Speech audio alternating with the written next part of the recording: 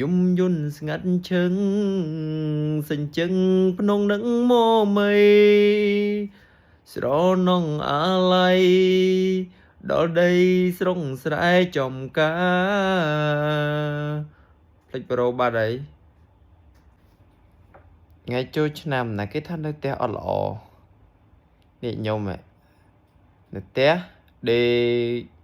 ងើបចឹងទៅថ្ងៃឡើងញ៉ាំអីបន្តិចតួចហើយដេកតទៀតបាទក្រៅពីដេកចុចកុំព្យូទ័រ 3-4 ប៉ុកទៅងុយក៏ដេកទៀត